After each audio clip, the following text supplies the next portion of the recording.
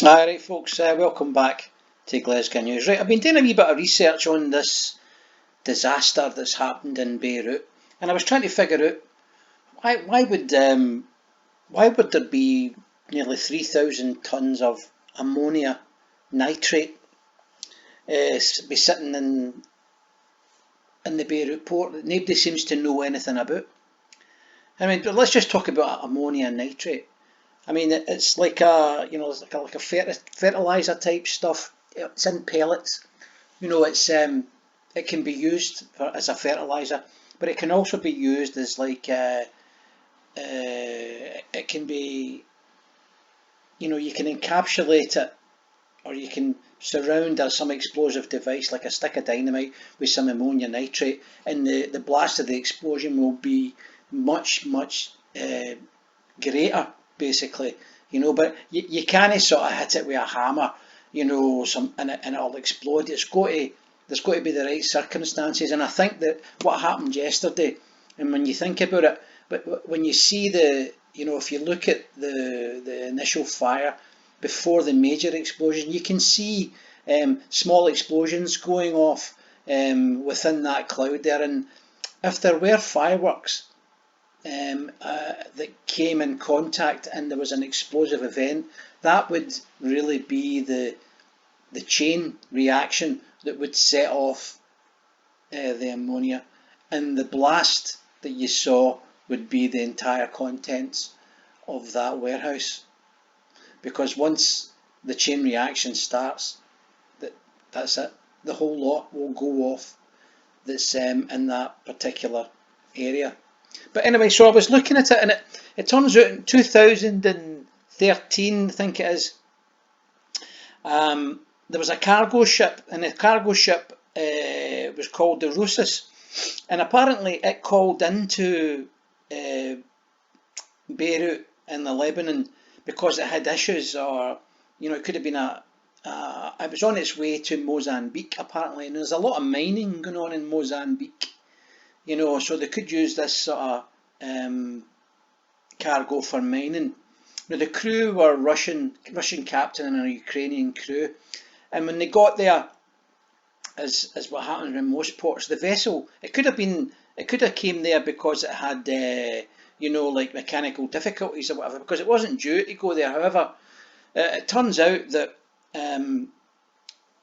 the Beirut officials there, they wouldn't allow the vehicle to leave until it was repaired, and then all sorts of carry on started. I think somebody tried to repair it, and then they were looking for compensation, and the owners of the boat said, no, we're no paying, and ultimately this boat was stuck there.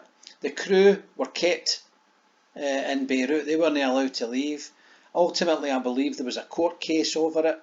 The courts decided, well, the crew can't be held responsible. The situation is that they need to be released, but they've now got a boat with this cargo on it. Now, I think then what happened is, after maybe a year it's sitting there, and the boat was maybe rotten or whatever, it's a volatile cargo, so they made the decision to remove the cargo and place it in a warehouse. Now, apparently that's the end of the story.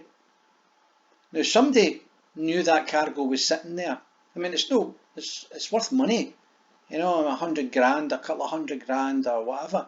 But you can't just sell ammonia nitrate to any Tom, Dick and Harry. It's got to be for a specific reason. So why it was sitting there is kind of a wee bit iffy. You can't just forget about it, or maybe they did. I don't know. That's what we're going to have to find out, and that's what I'd imagine the authorities in Beirut are looking at, because apparently there's a few people been house arrest sort of type scenario deal. But apparently the courts, etc., were involved in getting it removed and put into the warehouse. And that's the story. It's no a bomb that went off. It's no the Israelis. It's no the Americans. It's no the Chinese. It's a series of events. It's negligence, isn't it? It's a series of events that coincided with a disaster. It's not a terrorist event. It's negligence. Somebody brings an explosive an explosive element into a scenario where there's another particular type of chemical that will be susceptible to any kind of explosive event. Now, the people that brought the fireworks in, they didn't know it was there. Maybe they didn't have any idea that there was this stuff lying there for 7 years, because this is in 2013, 2015. You know, it's been lying there for 5, 7 years. You know, 2,000 tons of it in bags. It's in bags, right? Pellets in bags. Can you imagine what one bag would do? You know, with a firework in it. This was stacked right up to the ceiling. You've seen the devastation. The city, the port city of Beirut is devastated. There's tens of thousands of people being made homeless. Shops have been just smashed, obliterated. I watched a video of a priest. You know what I mean? So things like that happening. Poor priest. See the lights going out, bang, and then the shockwave hit. So, just a wee update. If you like the content, hit the like button, share and subscribe. Because that's all I've got to say about that. Peace out.